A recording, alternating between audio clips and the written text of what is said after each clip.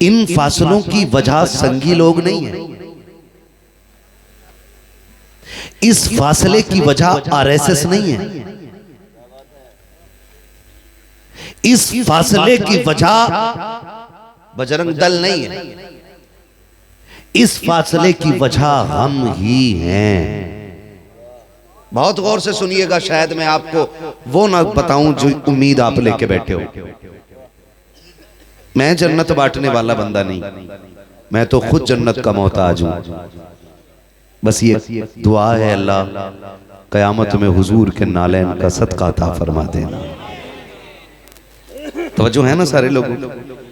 फासलों की वजह हमें कैसे कैसे फरमाया गया, जब बंदा लुक़्मे हराम के खाता है ना, तो फिर उसकी आंखों पे गफलत के पर्दे पड़ने लग जाते हैं।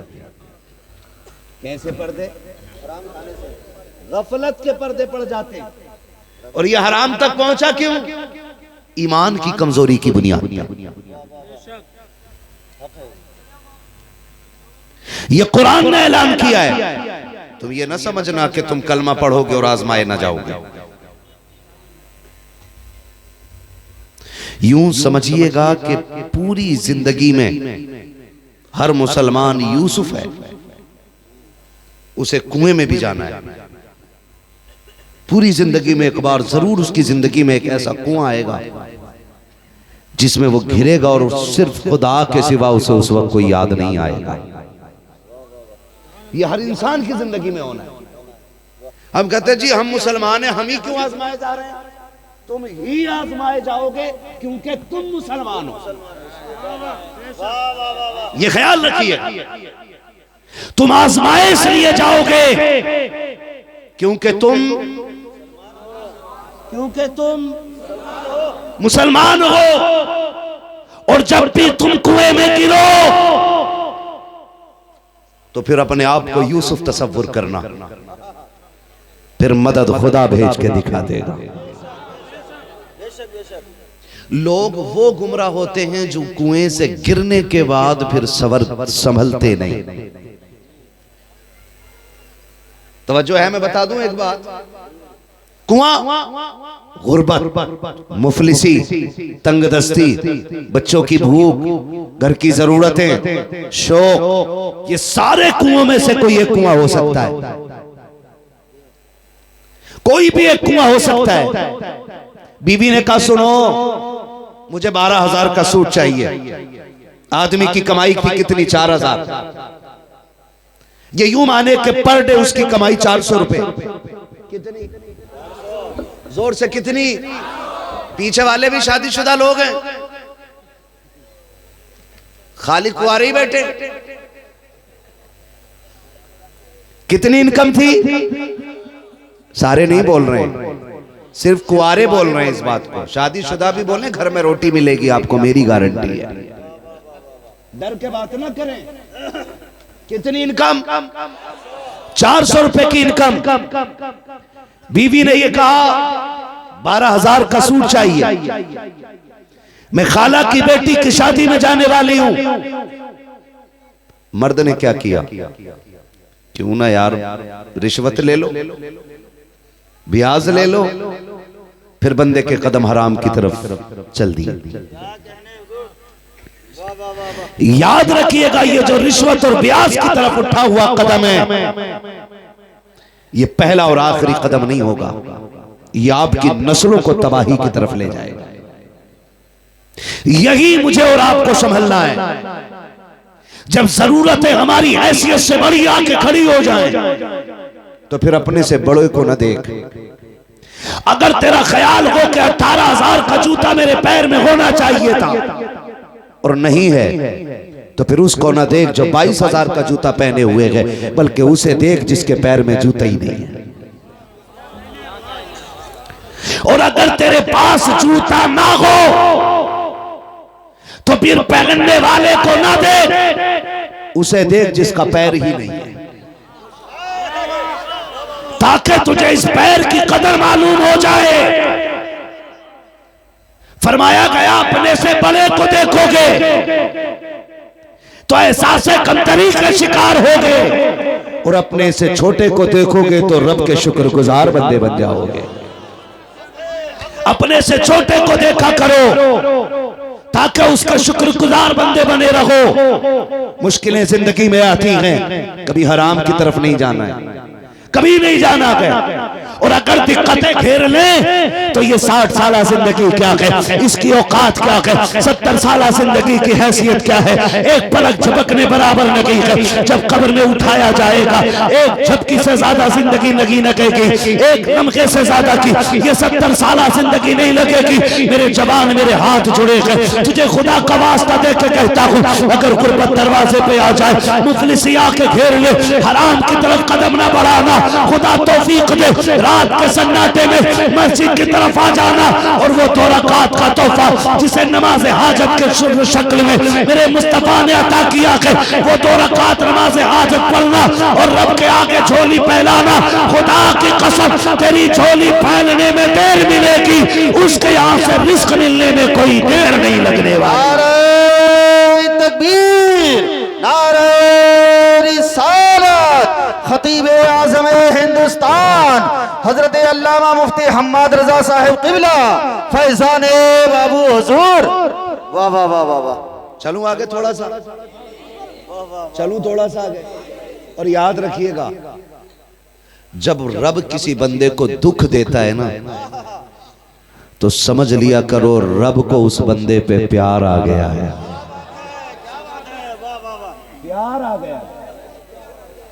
इसलिए रब बंदे को दुख देता है ताकि बंदा रब के करीब हो जाए, करीब हो जाए, करीब हो जाए।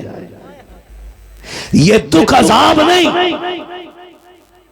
मैं कभी कभी यहाँ हमारे यहाँ मिंबर से ऐलान होता है ना, जो ये हाथ उठा देगा इस पे फालिज नहीं आएगा, जो ये उठा देगा इस पे बीमारी नहीं आएगी।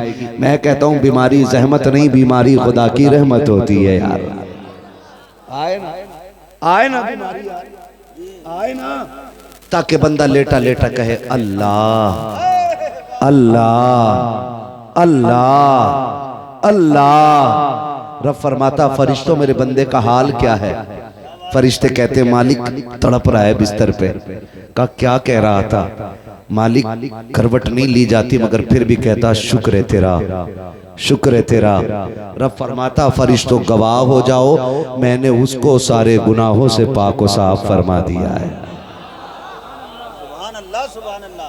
ये दुख भी है ना, ये दुख भी रब की नेमत होते हैं। और रब जिसे प्यार करता है उसे भी मार करता है, हर किसी को नहीं करता, हर किसी को नहीं करता है। और याद रखिएगा, आप जब तौबा करेंगे, आप जब तौबा करेंगे तो दुख और ज्यादा आएंगे। आप जब नेक बनेंगे तो आजमाइशें और ज्यादा आएंगी। क्यों? क्यों? ये भी फरमाया गया जब दुख बड़े हों, हजरत अली ने फरमाया जब दुख बड़े आ जाएं तो समझ लिया करो अल्लाह रुतबे बुलंद देने वाला है। ये भी जरूरी है। आपने नाम सुना होगा हबीब अजमी, क्या नाम है? जोर से बोलो, मैं तुम पे सदके जाऊं कि आप इतनी रात को भी बैठ करके हुजूर की बातें ऐसे सुन रहे हो जैसे अभी आके बैठे हो यार। मैं कभी ये नहीं कहता कि तुम कमीने हो, बदबख्त हो, तुम नलायक हो, तुम ऐसे हो वैसे हो, ना कहा करो। फरमाया गया जहाँ 40 लोग हो वहां एक वली होता है, जहाँ 4000 बैठे हो वहां कितने वली बैठे होंगे यार, है ना भाई? सुभान अल्लाह। भाई मैं मिंबर पे बैठा हूँ, आपको मेरा जुब्बा दिख रहा है, मेरा कुब्बा दिख रहा है, मेरी पगड़ी दिख रही है, तो लोग देख के कह रहे हैं हाँ भाई मौलाना बैठा है। लेकिन इस महफिल में कोई ऐसा भी तो हो सकता है ना जो सोता बाद में हो, हुजूर का सलाम का जवाब पहले सुन लेता हो। क्या राज कोई जाने यार, क्या कोई राज जाने किसी के? तवज्जो है ना सारे लोगों की? हाँ, तो नाम सुना है ना? क्या नाम बताया था मैंने अभी? हबीबे अजमी। आपका सूद ब्याज का कारोबार बहुत धड़ल्ले का था, बहुत बड़ा बिजनेस। एक वक्त का खाना भी बिना सूद के पैसे के आप नहीं खाते थे। एक बेवा औरत ने पैसा ले रखा था, आप अपना कर्ज मांगने के लिए गए। बेवा कहने लगी अभी कुछ दिन की मोहलत दे दे, कुछ दिन बाद दे देंगे। आपने फरमाया सुन, आज मैं खाली नहीं जाने वाला, कुछ ना कुछ लेके जाऊंगा। अंदर घर में गए, कपड़े से छुपा हुआ गोश्त का टुकड़ा रखा था, वो आपने उठाया, लेके चले। बेवा की चीख निकल गई। उसने कहा हबीब मेरे बच्चे यतीम है, मैं बेवा हूं। एक जमाने से बच्चे कह रहे थे गोश्त अम्मी कैसा होता है, बड़ी मुश्किल से आज पहली बार ये टुकड़ा मिला है। हबीब ये छोड़ जा, ये छोड़ जा, ताकि मेरे बच्चों का एक ख्वाब पूरा हो जाए। हबीब अजमी कहते हैं मैंने नहीं सुना और झटका दिया, बेवा को गोश्त लेके आ गया। मैंने बीवी से कहा बीवी मैं नहाने जा रहा हूं, खाना बना। मेरी बीवी कहने लगी हबीब ये किधर से लाया? मैंने कहा एक बेवा के घर से छीन के लाया हूं, उस पर मेरा कर्जा था। मेरी बीवी ने कहा हबीब तौबा कर ले, कहीं ऐसा ना हो रब का अजाब आ जाए। मैंने गुस्से में कहा चल तू अपना काम कर। ये कह के मैं नहाने के लिए चला गया। हबीब कहते जब निकल वापस आया ना, मैंने बीवी से कहा जल्दी करो, खाना तैयार हो गया होगा। उसने कहा जी तैयार हो गया। कहा जैसी उसने हांडी का ढक्कन खोला है, क्या देखती है कि सारे गोश्त का खून बन चुका है। चीख निकली और कहा हबीब सुन अल्लाह का अज़ाब दरवाजे तक आ गया है, हबीब वक्त आ गया कि तौबा कर ले। कहते उसने इतना कहा मैं दौड़ गया तौबा के लिए, अल्लाह वाले की तलाश में निकल गया। कहा जब के जा रहा था, बच्चों ने मुझे निकलते हुए देखा। देख के कहते लोगों बच्चों एक साइड से हो जाओ, इतना बड़ा पापी आ रहा है, अगर इसके कदमों से लगी हुई धूल ऊपर गिर जाएगी हम भी जहन्नमी हो जाएंगे। ये कह के जब बच्चे हटे हैं, हबीब अजमी की चीख निकल जाती है मालिक मैं तो तेरा मुजरिम हूँ, मैं तेरा खतावार हूँ, जमाने में यूं तो रुसवा न कर। ये कहते हुए आगे जाते हैं। फिर जब तौबा करके आ रहे हैं, वही बच्चे फिर खेलते हुए मिलते हैं। उनमें से एक बच्चे ने कहा था हट जाओ हबीब आ रहे हैं। कहा ये वही हबीब है जो अभी गुजर के गया है। कहा हाँ हाँ मैं ये कह रहा हूँ, पहले अगर इसके कदमों की धूल हम पे पड़ जाती तो हम गुनाहगार हो जाते। अब अगर इस हमारे कदमों की धूल इस पे पड़ जाएगी तब हम गुनाहगार हो जाएंगे। इसलिए कि इसने ऐसी तौबा कर ली है कि इससे रब राजी हो गया है, ये रब से राजी हो गया। यही हबीब है। तौबा करके आ गए। काम कौन सा था समझते हैं ना ब्याज या कोई और बात कहते हैं? सूद ब्याज ना, सूद ब्याज सुने यही ना। तो काम किस चीज का था? सूद ब्याज का। तौबा कर ली, सारे काम छोड़ दिए, गुनाह के सारे काम छोड़ दिए। अब इम्तिहान शुरू होता है। घर में फाकों की लाइन लग गई, बच्चे कमजोर होने लग गए, खुद भी बूढ़े हो गए, बाल सफेद हो गए। बीवी ने कहा मेरे सरताज अब बच्चों की भूख नहीं देखी जाती, ये ले थैला, थैला समझते हैं, जाइए मंडी, काम मिले ना थोड़ा राशन जरूर ले आइए। कहा कम से कम इतना ले आइए जिससे बच्चों की जान बच सके। हबीब अजमी निकले, बीवी दरवाजे पे आ गई, कहने लगी हबीब इया का वल हराम, खबरदार आज भी हलाल ना मिले ना तो लौट आना, लेकिन हराम का लुकमा ना लेके आना। बीवियां ऐसी होती थी। आज की बीवी कहती है सुनो मरो या कुछ करो, मुझे कान की बाली चाहिए, मुझे पैर की पाजेब चाहिए। मेरी बेटी तुझे खुदा का वास्ता दे के कहता हूँ, जन्नत का ताल्लुक हजारों के जोड़े से नहीं है, लाखों के सोने से नहीं है। अगर तू ये चाहती है कि जन्नत तेरी कब्र में क्यारी बना दी जाए जन्नत की, तो सुन 10,000 के चक्कर में न पड़, 20,000 के चक्कर में न पड़, बस इतना कर ले। अगर शोहर तेरा गरीब है, पैबंद लगे कपड़े पहन के नबी की बेटी की सुन्नत अदा करके चली जा, इस हाल में दुनिया से जा कि तेरा शौहर तुझसे राजी है, गारंटी के साथ कहता हूँ, कोई तीजा करे या ना करे, कोई 40वें के लिए चने लाए या ना लाए, तेरी कब्र पे अजान हो या ना हो, तू खातूने जन्नत की तरह शौहर को राजी करके चली जा।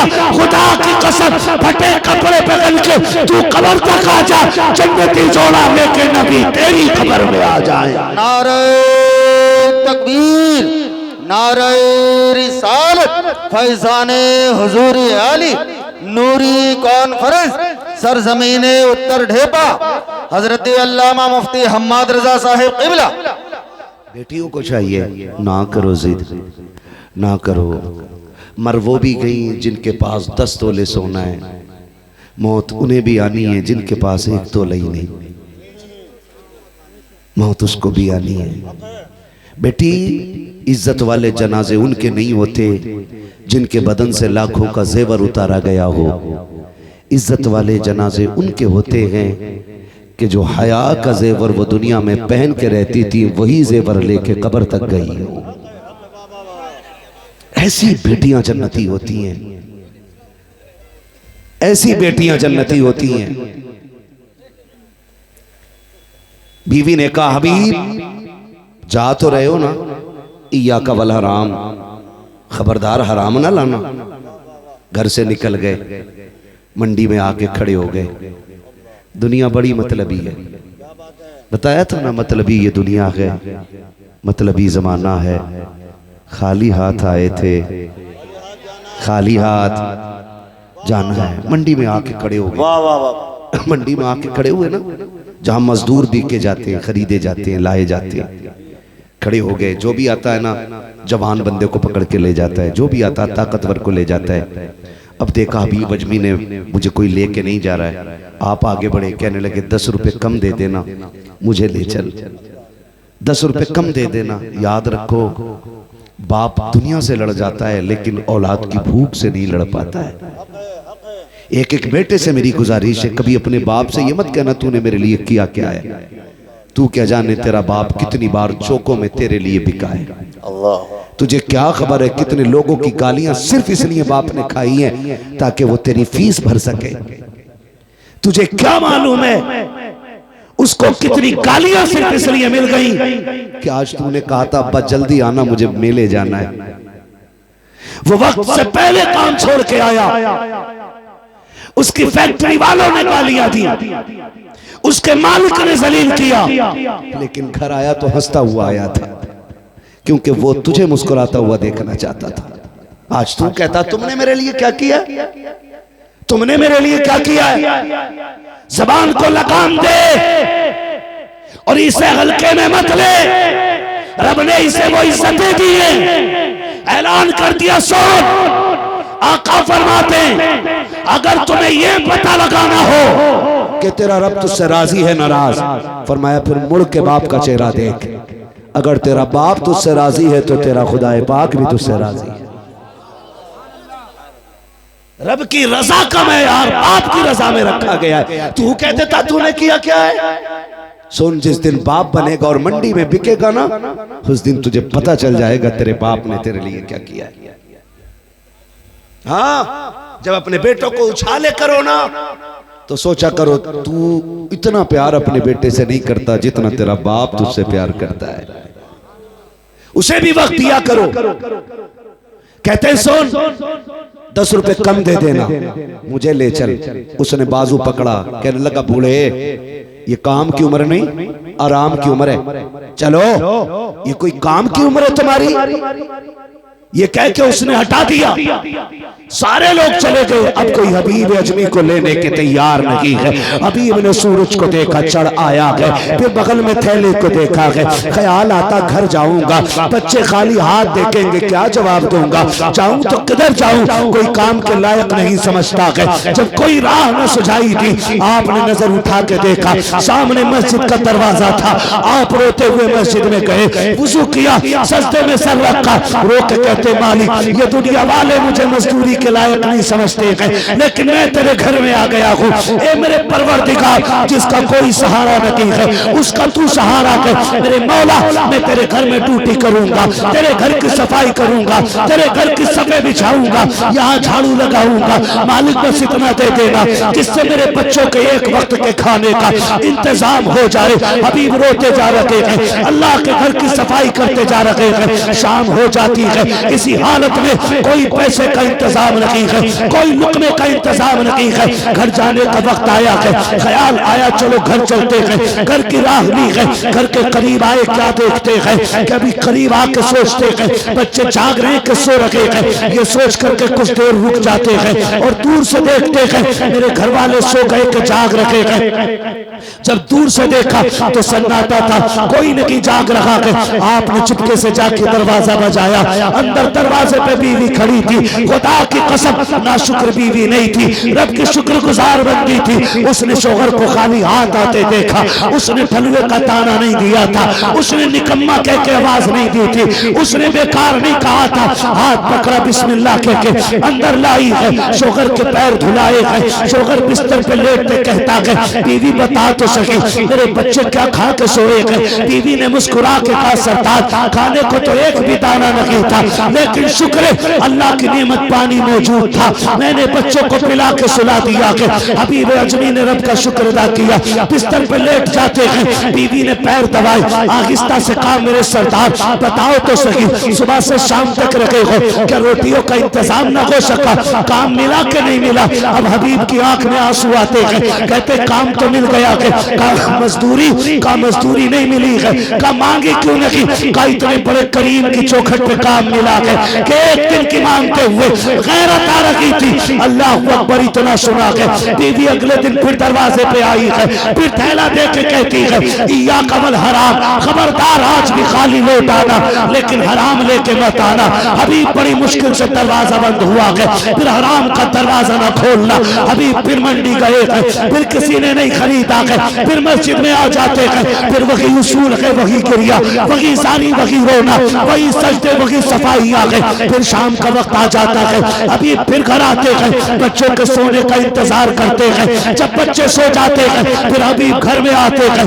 फिर बीवी ने वेलकम किया है, हाथ पकड़ा के अंदर लाई है, ला करके बैठाया, खिदमत की है। उसके बाद फिर कहा तो हबीब आज भी मजदूरी नहीं मिली। कहा मेरी शरीक हयात क्या करूं? हिम्मत जवाब दे जाती है, इतना करीम है वो कि मांगते हुए खैरत आती है। अब बीवी के सब्र का दामन टूटा है। उसने कहा जाओ, तुम्हें मांगते हुए खैरत आती है, लेकिन मेरी तरफ से कह देना, अपने मालिक से कहना कि मेरी बीवी ने कहा है मेरा तीसरा दिन काम का है, मुझे 3 दिन की मजदूरी ना दे। अब बच्चों की भूख देखी नहीं जाती है, उनकी कमजोरी दम तोड़ रही है, इतना तो दे दीजिए, 1 दिन की मजदूरी दे दो ताकि बच्चों की भूख का इंतजाम हो जाए। अब आलम ये था, हबीब जब घर से चल रहे हैं, चीखे मार कर रो रहे हैं, मालिक ये क्या हो गया है? आज मेरी बीवी ने किस मकाम पे लाके खड़ा किया है? वो कहती है हबीब खाली ना आना, अपने मालिक से मेरी तरफ से कह देना। हबीब ये सोच कर बेकरार है, आज जब मस्जिद में आए हैं, आज मंजर निराला है, आज अंदाज जुदा गाना है, आज आंखों का भी दर्द अलग है, आज सोचे जा करके अर्श इलाही को हिला रही है। आज हबीब के सजदों ने जमीन का सीना चीर दिया है। आज हबीब के लहजे में बला का दर्द था। वो कहते हैं मालिक 3 दिन तक तेरे घर में नौकरी करता रहा, एक दिन सवाल नहीं किया कि मेरे मालिक आज खाली न लौटाना। आज मेरी बीवी ने कह के भेजा कि मेरे मालिक आज खाली गया तो मेरी जबान, मेरी बीवी की जबान न खुल जाए। और मेरे मालिक तू जानता है मैं अपनी सास से ज्यादा, कुल कायनात से ज्यादा तुझसे प्यार करता हूँ। अगर मेरी बीवी ने कुछ कहा मालिक मेरे सब्र की इंतहा हो जाएगी, मेरा फैसला गलत हो जाएगा। मेरे परवरदिगार आज मुझे खाली न लौटाना।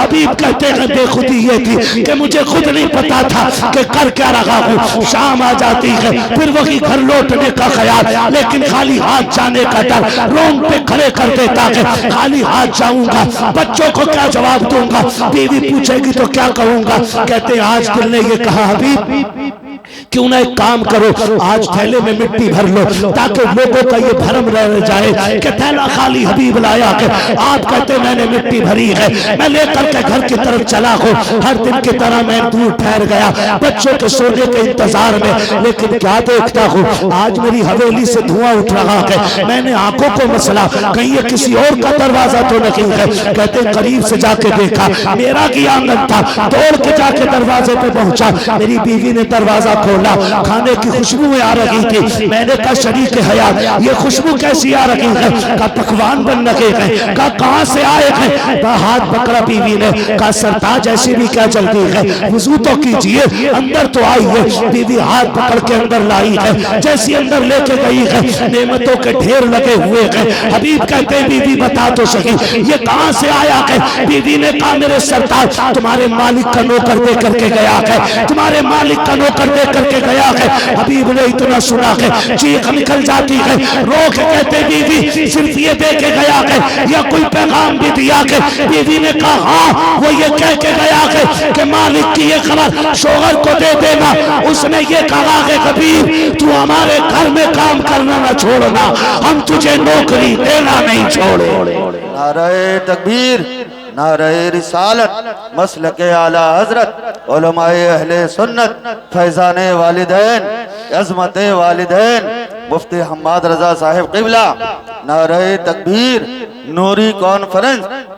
रिश्ते इतने मजबूत कर लो कि तुम तड़पो तो सदाएं अर्श से जाके टकरा जाए। मगर ये कब होगा? जब जीना भी रब के लिए होगा और मरना भी रब के लिए होगा।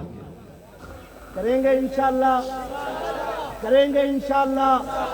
जवानो खुदा का वास्ता रात में आंख खुल जाए ना और नींद ना पड़ती हो या पड़ती हो, कोई भी कंडीशन हो, रात काटने के लिए मोबाइल ना उठाना।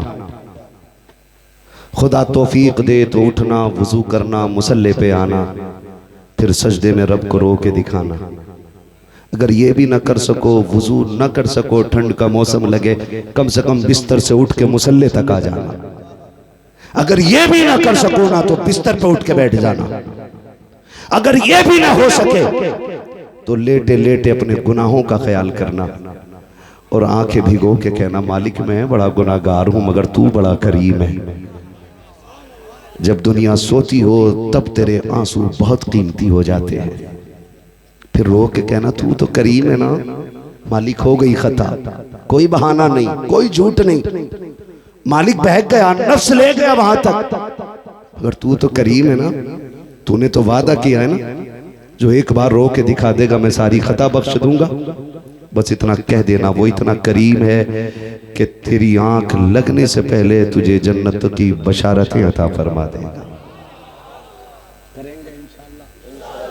नौजवानों हलाल की कोशिश करेंगे, हराम से हमेशा बचते रहे। अल्लाह दरवाजे तब खोलता है जब यकीन सिर्फ अल्लाह पे हो, यकीन सिर्फ अल्लाह पे हो। अगर आपको मेरी बात पे यकीन ना हो तो बद्र की तारीख पढ़ो। हुजूर 313 लेके उतरे, पूछे इन उलमा से फिर हुजूर के जुमले क्या थे दुआओं में? मालिक कुल कमाई लेके आ गया।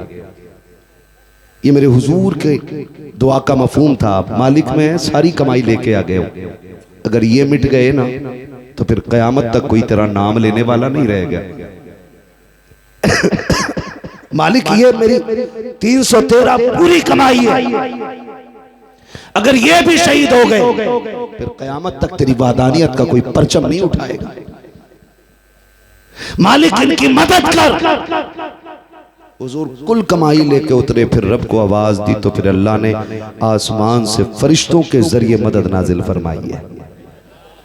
कब? जब यकीन अल्लाह की जात पर हो, यकीन अल्लाह की जात पे हो। पहले यकीन हमारा पैसे की जात पे होता है, फिर डॉक्टर की जात पे होता है, फिर वो मना कर दे लात मार दे तो फिर पीर साहब के तावीज पे होता है, फिर तावीज भी असर ना करे तो फिर रो के कह रहा अल्लाह तू ही बचा ले। ये नहीं होना चाहिए। मालिक कौन? मालिक कौन? जोर से मालिक कौन? मालिक कौन? खालिक कौन? अल्लाह। इतनी जोर से बोलो कि आवाज महफिल में सबको आ जाए। खालिक कौन, राज़िक कौन? यकीन है ना? यकीन है ना? पक्का पक्का? फिर बिजनेस में झूठ क्यों बोलते हैं हम लोग? जब रोजी अल्लाह देता है, मालिक अल्लाह, खालिक अल्लाह है, तो झूठ क्यों बोलता है? कह रहा कसम से मैं कोई फायदा नहीं ले रहा हूं तुमसे, जितने में लाया था उससे भी 2 रुपए कम में दे रहा हूं। और ये लोग कहते झूठ न बोल, कहे मौलाना तुम क्या जानो, झूठ न बोले तो भूखे मर जाएंगे। सुन, भूखे मरते ही झूठे, सच्चे कभी भूखे नहीं मरा करते हैं। सच्चे कभी भूखे नहीं मरा करते। कितने लोग परदेश कमाते, सुभान अल्लाह, हाथ उठा ले जरा। परदेश कितने लोग कमाते, बातें बाद में कर लेना भाई। हाँ, खुदा सलामत रखे, बस अब हाथ नीचे कर ले। मेरी दुआ के अल्लाह हर परदेसी की हिफाजत फरमाए। जोर से कह दो आमीन। हाँ जी, बड़ी बात होती है, बड़ी बात होती है। आपसे मैं कहूँ ना, एक तिजारत अल्लाह से कर लो। वो तिजारत ये है कि कम से कम रोज 1 रुपया सदका निकाला करो। क्या कहने, कितना? 1 रुपया। कितना? रोज कितने? साल के कितने हुए? 300। वाह, क्या कहने हुजूर। बहुत आहिस्ता बोल रहे हो भाई, पढ़े लिखे लोग हैं ना। यकीन करें अल्लाह राजी हो आपसे। क्या करूं, किस्मत में माइक ही इतनी लेट लिखा था, वरना मैं और बोलता। नाराज तो नहीं है सेक्रेटरी साहब? कितना देना है? 1 रुपया रोजाना, रोज, और 1 ही देना है रोज। वाह 7 दिन के इकट्ठे निकाल के नहीं रखने, क्या बात है। रोज देना और 1 देना। वो जब 365 इकट्ठे हो जाए ना, तो फिर तलाश करो कोई मदरसा, क्या बात है, सुभान अल्लाह, जहां कुरान वाले पढ़ते हो, सुभान अल्लाह। और जाके मोहतमिम से कहो कि ये पैसे का खाना मेरी तरफ से कुरान वालों को खिलाओ। सुभान अल्लाह, सुभान अल्लाह। तुम नहीं जानते हो, शायद समझ में आ जाए तुम्हारी ये बात, इसलिए मैं कोशिश कर रहा हूं। अल्लाह करे ये जहन में बात आ जाए आपके। जब वो खाना जो हम कुरान वालों को खिलाते, साल के कितने थे? 365। अगर हम होटल में खाने बैठ जाए तो 1 दिन में कितने चले जाते हैं? जी 1100 तक, 2000 तक जी, इतने चले जाते हैं। आप 365 साल में कुरान वालों को देंगे। हम जो 365 पर डे 1000 जोड़े तो 3.5 लाख जो साल में खाते हैं, वो गंदगी बन के जमीन पे चला जाता है। और जो तेरे 365 कुरान वाले खाएंगे ना, वो दुआ बन के सीधी रब के अर्श पे चला जाएगा। फिर आप दुनिया के किसी कोने में रहोगे, ये भूखों के हलक से उतरे हुए लुक़मे तुम्हारी हिफाजत करते रहेंगे, ये लुक़मे तुम्हारी हिफाजत करते रहेंगे। वो एक साहब ने मुझे फोन किया, बोले भाई हजरत अल्लाह का बड़ा करम है, मैं गाड़ी चलाते चलाते बच गया। मैंने कहा कैसे? कहा आंख लग गई थी और गाड़ी फिर भी सीधी चलती रही। मेरा तजुर्बा देखो, स्टीयरिंग नहीं बहका। मैंने कहा मुंह बंद कर, मुझे ये बता नेकी कौन सी करता है, नेकी कौन सी करता? उसने कहा हर चक्कर पे कुरान वालों को लाके मैं खाना खिलाता हूं। तो मैंने कहा फिर बात ना कर, खत्म हो गई बात। मैंने कहा तू सो रहा था, कुरान वालों की दुआएं तेरी गाड़ी संभाले हुए थी। आप भी कम से कम 1 रुपया रोज निकाला करें, निकालेंगे इंशाल्लाह। ये तो परदेसियों के लिए थी। आखिरी बात उन लोगों के लिए जो रोज घर पे खाना खाते हैं। कोशिश ये करो कि एक दिन कभी खाना ऐसा ना हो जो बगैर मेहमान के आप खाएं। मैं अलग टॉपिक पे बात कर रहा हूं। मैं फिर कहूंगा मैं जन्नत नहीं बांट रहा हूं।